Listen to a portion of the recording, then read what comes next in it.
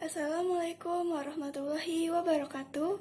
Perkenalkan, nama saya Siti Nurani Rahmat, perwakilan dari kelompok 3, mata kuliah Psikologi Pendidikan dari Prodi Pendidikan Guru Sekolah Dasar, Fakultas Ilmu Pendidikan, Universitas Negeri Jakarta. Kami akan mempresentasikan tentang konsep dan karakteristik perkembangan kognitif dan bahasa anak dan implementasinya dalam pembelajaran. Kelompok kami terdiri atas 4 anggota, yaitu Ruri Aurelia Iqbal, saya sendiri Siti Nurani Rahmat, Syifa Fauziah, dan Ayu Amalia. Selamat menyaksikan. Yang pertama, saya akan menjelaskan tentang hakikat kognitif dan juga teori perkembangan Piaget. Ada 3 pengertian hakikat kognitif yang akan saya bahas. Menurut Sugiono, kognisi adalah suatu proses berpikir, yaitu kemampuan individu untuk menghubungkan, menilai, dan juga mempertimbangkan suatu kejadian atau peristiwa. Menurut Neiser, pengertian luas dari cognition atau kognisi adalah perolehan, penataan, dan juga penggunaan pengetahuan. Menurut Chaplin, kognitif dapat diartikan sebagai proses kognitif, proses berpikir, daya menghubungkan, kemampuan menilai, dan kemampuan mempertimbangkan, serta kemampuan mental dan inteligensi. Dalam teori perkembangan yang disampaikan oleh Jean Piaget, terdapat 6 hal penting yang menjadi asumsi-asumsi dasar dalam perkembangan kognitif manusia, terutama anak. Yang pertama adalah, anak-anak adalah pembelajar yang aktif dan juga termotivasi. Yang kedua, anak-anak mengkonstruksi pengetahuan mereka berdasarkan pengalaman.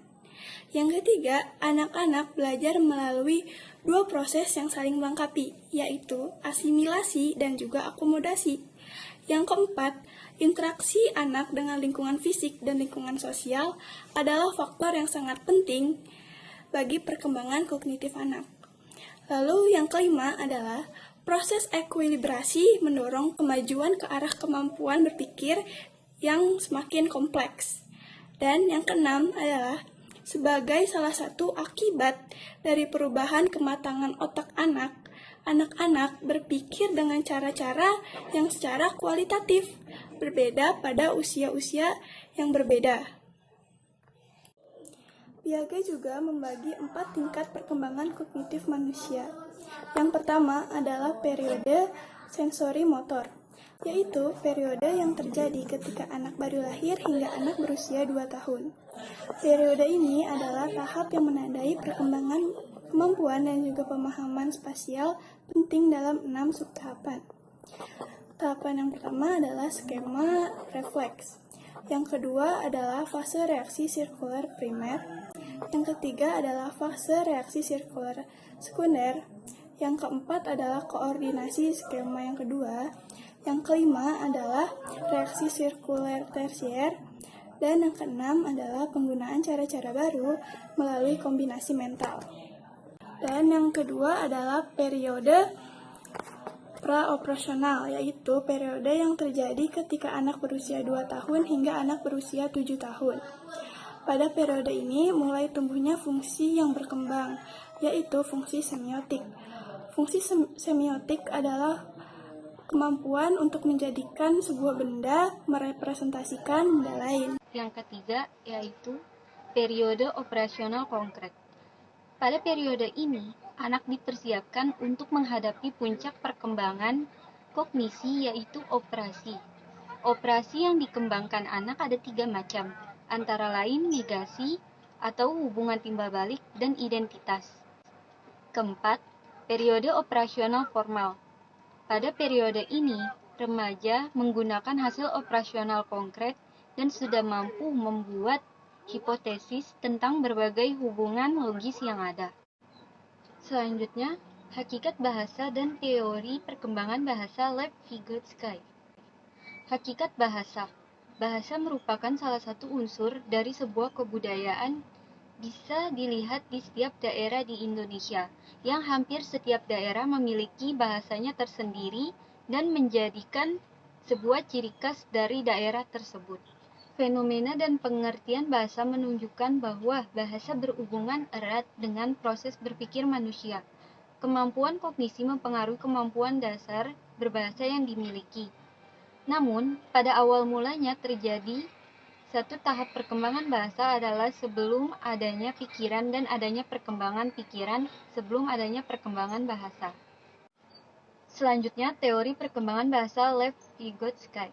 Konsep Vygotsky mengenai bahasa dan peranannya terhadap perkembangan mental menyebutkan sensasi dan persepsi tetapi tidak mendalam, melainkan hanya sebagai mediator antara proses berpikir atau kemampuan mental yang tinggi dengan bahasa. Bahasa merupakan salah satu physiological tools yang digunakan manusia untuk mengelola perilakunya, merencanakan, mengingat, dan memecahkan masalah. Ada 3 alasan mengapa bahasa disebut physiological tools, yaitu: pertama, bahasa merupakan komponen integral dari seluruh bentuk interaksi sosial, termasuk gay participation, pembelajaran terpimpin, dan pembelajaran kolaboratif. Kedua, bahasa dapat digunakan sebagai alat mengatur perilakunya, membuat rencana, dan mengatasi masalah yang bisa juga dikategorikan sebagai private speech. Ketiga, struktur bahasa terlihat mempengaruhi pola kebiasaan pemikiran maupun tidak melibatkan bahasa secara langsung. Vygotsky memiliki 2 teori yang terkenal. Yang pertama, teori Zone Proximal Development atau ZPD. Dalam teori ZPD mengatakan bahwa tingkat perkembangan sesungguhnya ditunjukkan dalam kemampuan pemecahan masalah secara mandiri.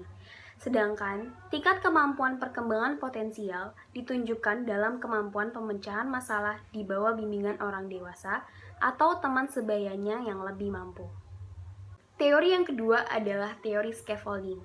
Scaffolding adalah mekanisme pendukung yang membantu seorang anak untuk berhasil menyelesaikan tugas dalam zona perkembangan proksimalnya. Scaffolding dilakukan dengan memberikan bantuan kepada anak selama tahap-tahap awal pembelajaran dan kemudian menghentikan bantuan tersebut secara perlahan serta memberikan kesempatan kepada anak tersebut untuk menyelesaikannya sendiri. Tahapan perkembangan bahasa. Menurut Kurniati, tahun 2017, terdapat beberapa perkembangan bahasa pada anak yang dapat dilihat dari pemerolehan bahasa menurut komponen-komponennya. Antara lain, yang pertama, perkembangan pragmatik. Yang kedua, perkembangan semantik. Yang ketiga, perkembangan sintaksis. Yang keempat, perkembangan morfologi. Dan yang kelima, perkembangan fonologi. Selanjutnya, implikasi teori kognitif Piaget dan implikasi teori bahasa Lev Vygotsky dalam pembelajaran. Implikasi teori kognitif Piaget. Teori kognitif yang dikemukakan oleh Jean Piaget telah banyak membahas tentang tahap perkembangan dan karakteristik kognisi pada anak. Guru harus mempertimbangkan perkembangan kognitif anak ketika menyusun suatu materi pembelajaran. Menurut Ormrod, implikasi teori psikologi kognitif dalam proses pembelajaran adalah sebagai berikut. Yang pertama, rencanakan kegiatan-kegiatan kelas yang membuat siswa secara aktif berpikir dalam materi pembelajaran di kelas. Yang kedua, dorong siswa untuk berpikir tentang materi pembelajaran dengan cara yang akan membantu mereka mengingatnya. Yang ketiga, bantu siswa mengidentifikasi hal-hal yang paling penting bagi mereka untuk dipelajari. Yang keempat, berikan pengalaman yang akan membantu siswa untuk memahami topik-topik yang mereka pelajari. Yang kelima, kaitkan ide-ide baru dengan hal-hal yang telah diketahui dan diyakini siswa tentang dunia. Yang keenam atau yang terakhir, pertimbangkan kelebihan dan keterbatasan dalam kemampuan pemrosesan kognitif siswa pada usia yang berbeda. Selanjutnya, implikasi teori bahasa Lev Vygotsky dalam pembelajaran. Nah, berdasarkan teori Zone of Proximal Development, Salah satu bentuk implikasi teori bahasa Lev-Vygotsky dalam pembelajaran adalah ketika guru mengajarkan anak untuk mampu bercerita, guru juga dapat membantu pemahaman siswa akan contoh alur cerita yang akan dipasangkan dengan sesuatu yang menarik perhatian anak, seperti gambar naratif, agar mudah diingatkan oleh anak tersebut yang di dalamnya terdapat orientasi, krisis atau konflik, dan resolusi. Dalam scaffolding talk and routine, siswa akan terbiasa dengan sesuatu yang terjadi secara berulang yang akan menimbulkan suasana aman dan mudah bagi mereka. Nah, contohnya itu adalah ketika guru mengucapkan salam, menyapa siswa, serta mengorganisir situasi kelas dengan bahasa yang sederhana dan dapat dipahami siswa, maka akan timbul rasa aman dan ringan yang mendorong siswa untuk belajar. Sekian presentasi dari kelompok kami. Mohon maaf apabila ada kesalahan, dan jika teman-teman ingin bertanya, silahkan untuk ditanyakan ya. Wabillahi taufiq wal hidayah. Wassalamualaikum warahmatullahi wabarakatuh.